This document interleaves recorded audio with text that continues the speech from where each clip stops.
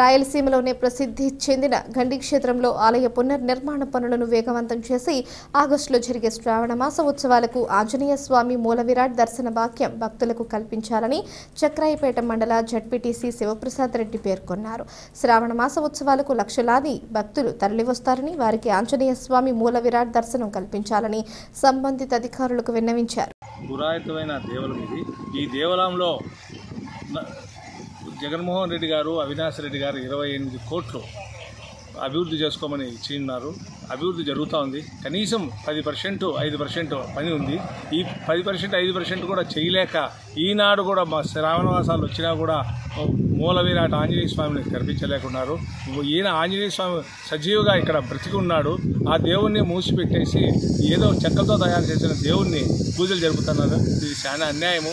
ఏ ప్రభుత్వమైనా కానీ రాజకీయాల సంబంధం లేకుండా ఈ శ్రావణ మాసంలో దేవుని మూల విరాట్ ఆంజనేయ స్వామిని తెరిపించి పూజలు జరిపించే భక్తులకు మనోబాధలు ఇది చేసేట్టుగా చేయండి.